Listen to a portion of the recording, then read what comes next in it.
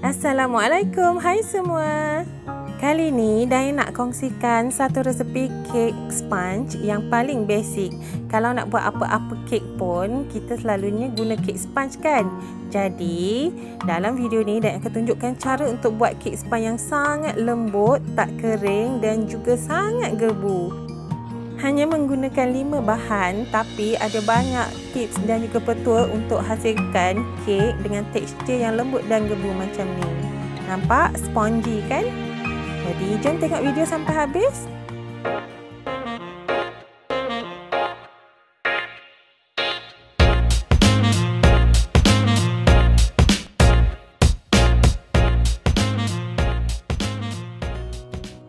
Mula-mula sekali, Dayang sediakan telur dulu.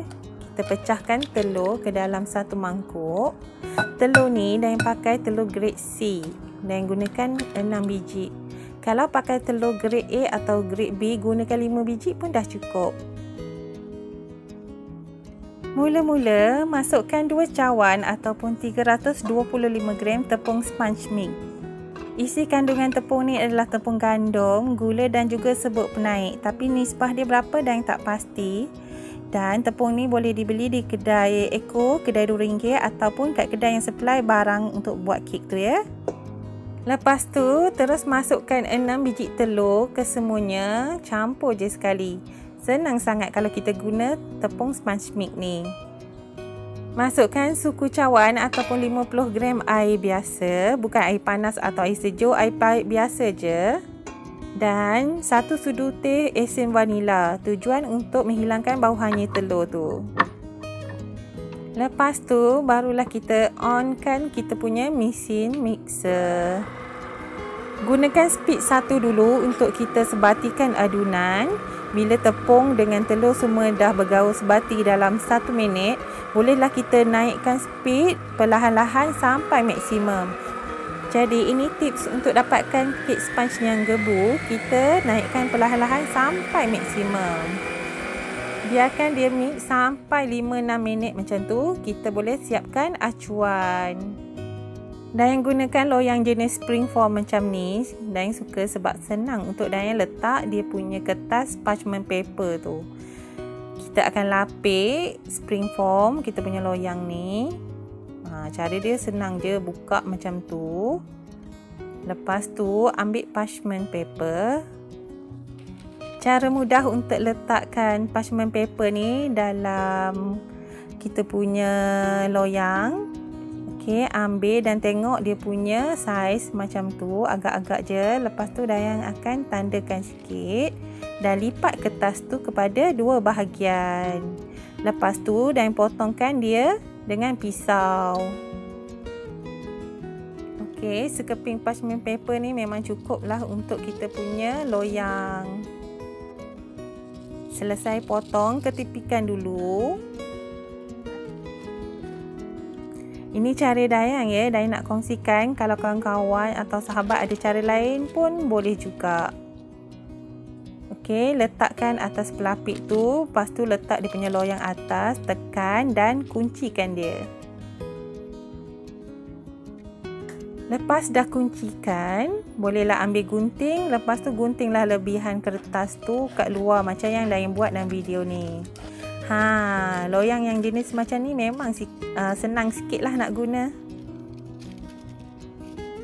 Lepas tu bolehlah kita ambil yang kita dah potong tadi dan letakkan kat dalam. Biarlah sengit-sengit pun, nanti kejap lagi kita tuang adunan, dia akan jadi okey dengan sendiri. Berbalik pada adunan tadi, lepas 5 ke 7 minit adunan kita dah mulai kembang. Kembang ni bila kita tengok adunan tu dah jadi semakin kental, putih dan juga likat.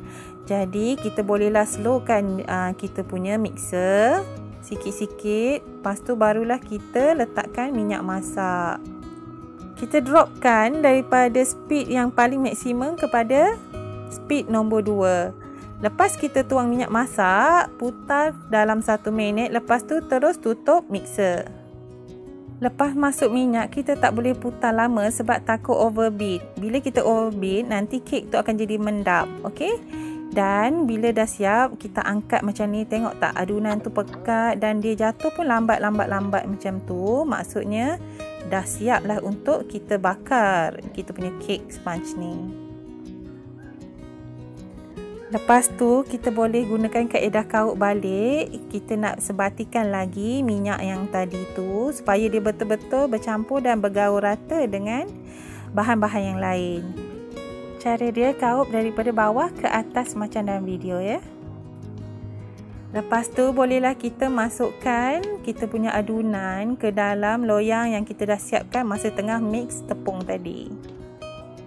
Adunan kek yang gebu mestilah kena pekat yang macam ni ya. Kalau sahabat adun cair, maka kek tu tak akan menjadi gebu.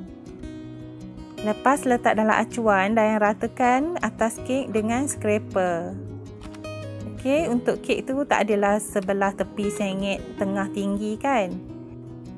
Lepas tu hentakkan kek sebanyak 3 kali bertujuan untuk membuang sisa-sisa angin ataupun gelembung yang ada dalam kek tu supaya kek kita akan jadi gebu dan cantik dan tak berlubang sangat. Bakar dalam oven selama 30 minit dengan suhu 170 darjah Celsius selama setengah jam. Ikut pada oven masing-masing ya. Jangan lupa panaskan oven 10 minit dulu.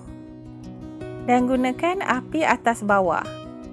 Kek pun dah naik tinggi sangat sebab acuan yang dah gunakan agak kecil. Jadi sahabat boleh gunakan acuan 24 atau 26 cm ya. Lepas setengah jam dan cucukkan di tengah kek dengan lidi untuk pastikan kek tu betul-betul masak. Kalau keluar lidi tu bersih macam ni, maksudnya dah pun masak. Sedikit tips, kalau kek kita cek masih tak masak, kita kena cepat-cepat masukkan dalam oven balik. Jangan suka buka dan tutup oven kalau tak nak kek kita kecut dan mendap, okey?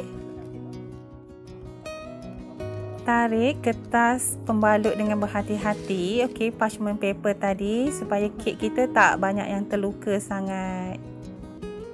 Dan yang suka gunakan parchment paper ni untuk buat kek sponge sebab dia tak banyak melekat dekat kita punya acuan. Dia cantik je bila kita tarik macam ni kan. Cuma ada sikit-sikit je kulit yang tertanggal. Lepas tu bolehlah sejukkan kek ke atas redai sebelum kita potong.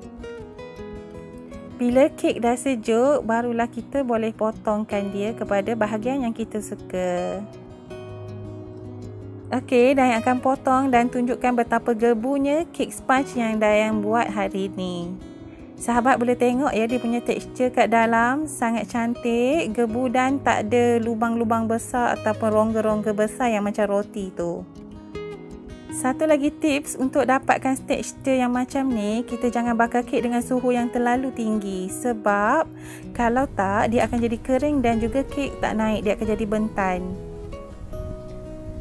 Kek sponge ni, dia punya tekstur lebih kurang macam Japanese cotton cake, tapi yang ini lebih senang dan mudah untuk disediakan.